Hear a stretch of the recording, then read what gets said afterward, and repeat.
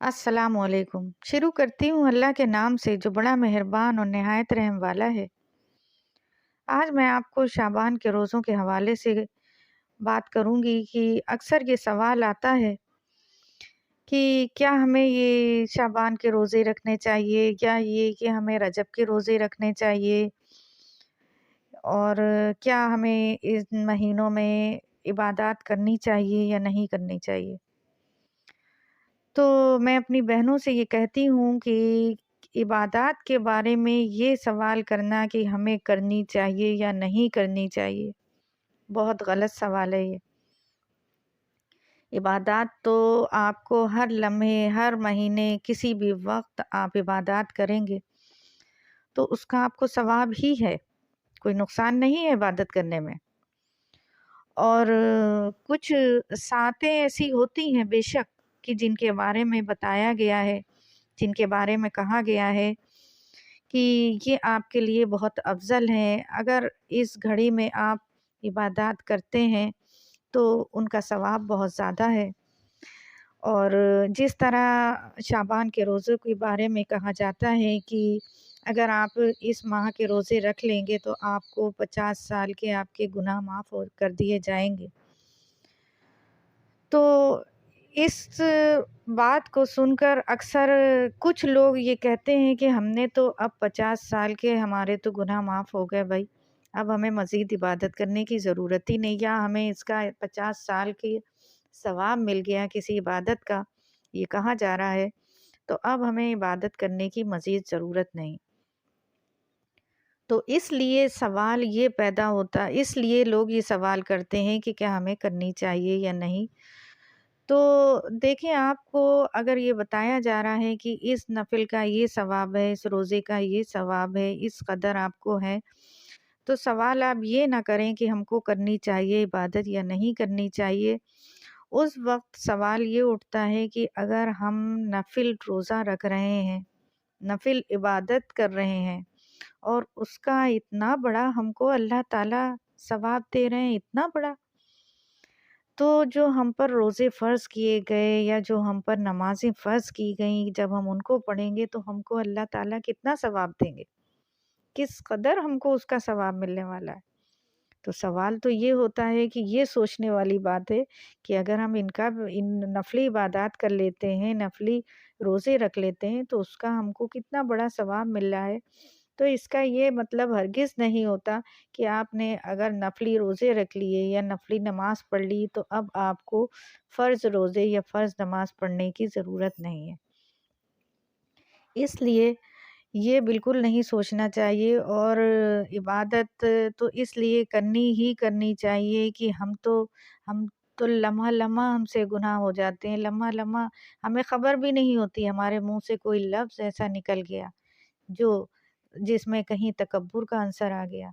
तो हमें उसका भी गुनाह मिल जाता है। और हम ये सोचे बगैर भी अगर बोल देते हैं कुछ अल्फ़ाज़,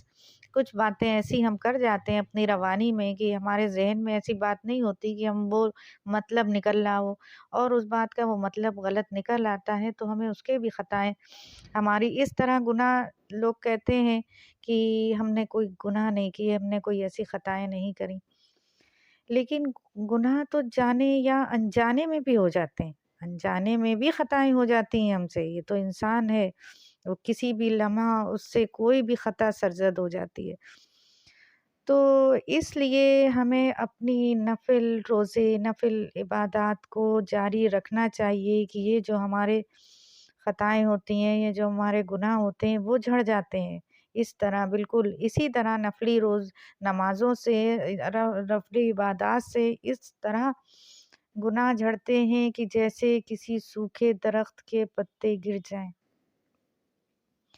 सूखे दरख़्त के पत्ते जिस तरह गिर जाते हैं, इस तरह इंसान के गुनाह झड़ जाते हैं इन इबादत से। और कुछ जैसा कि कहा गया है कि कुछ सातें ऐसी होती हैं कि उन सातों में, उन लम्हों में अगर दुआ माँग ली जाए तो बेशक वो कबूल हो जाया करती है। और शाबान के महीने के बारे में ये है कि इसमें नाम-ए-आमाल जो है वो पेश किए जाते हैं अल्लाह ताला को, اگر آپ روزے میں ہوں گے اور آپ کا نامہ اعمال پیش کیا گیا تو یہ عرض کی جائے گی وہاں کہ یہ بندہ اس وقت روزے کی حالت میں ہے اور اس کا یہ نامہ اعمال نامہ ہے۔ تو آپ سوچیں کہ آپ کے لیے وہ آپ کا کتنا اچھا آپ کے لیے ہوگا کہ یہ بندہ تو چلو روزہ اور عبادات میں مشغول ہے، گناہوں میں مشغول نہیں ہے۔ تو اور یہ بہت سی روایات سے، بہت سی احادیث سے یہ معلوم ہوتا ہے کہ ہمارے نبی صلی اللہ علیہ وسلم شعبان کے روزے بڑی پابندی سے رکھا کرتے تھے اور ان روزوں کی بڑی فضیلت بتائی گئی ہے۔ اور اسی طرح رجب کے روزوں کی بھی بہت بڑی فضیلت ہے، وہ بھی نفلی روزے ہیں اور یہ شعبان کے بھی نفلی روزے ہیں، اور ان کو پابندی سے جو رکھ سکتا ہے، جس کو صحت اللہ تعالیٰ نے عطا کی ہے، جس کے پاس طاقت ہے، صحت ہے، جوانی ہے یا بڑھاپے میں بھی کوئی وہ نہیں ہے، اگر آپ رکھ سکتے ہیں، آپ کی ہمت ہے، آپ کی محبت ہے اپنے اسلام، اپنے دین کے لیے، تو بے شک آپ یہ احکامات مانیں اور یہ عبادات کریں، ان کی بڑی فضیلت ہے اور اس کا اہتمام باقاعدہ کیا کریں، شعبان کے روزوں کا اہتمام باقاعدہ کیا کریں، کیونکہ یہ ایک نفلی عبادت بہت فضیلت والی ہے، اور اس کے بارے میں بالکل ہرگز یہ نہ سوچیں کہ ہم نے یہ روزہ رکھا ہے تو ہمیں یہ رکھنا چاہیے یا نہیں رکھنا چاہیے، بالکل رکھنا چاہیے، کیوں نہیں رکھنا چاہیے؟ عبادت تو عبادت ہے، اور آپ کو جب اس کے بارے میں بتایا جاتا ہے تو آپ جو ہے نا اس کو کر لیا کریں، اور انشاءاللہ تعالی جو ان عبادات کو دل سے کرتا ہے، اللہ تعالیٰ کی رضا کے لیے کرتا ہے، بے شک وہ قبول ہوتی ہیں، ضائع نہیں جاتی ہیں آپ کی عبادات، آپ کی عبادات ضائع نہیں جاتی ہیں، آپ اللہ کی محبت میں یہ عبادات کرتے ہیں، اپنے لیے کچھ مانگتے ہیں باری تعالیٰ سے، اس کے حضور پیش ہوتے ہیں اور اپنی مرادیں، اپنی خواہشیں، اپنی ضروریات کو پیش کرتے ہیں،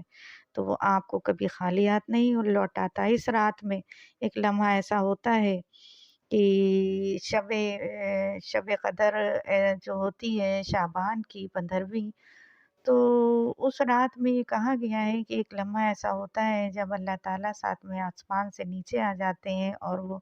فرماتے ہیں کہ ہے کوئی مجھ سے مانگنے والا، طلب کرنے والا، کہ میں اس کی ہر مراد کو پورا کر دوں، اور جو بندے اپنی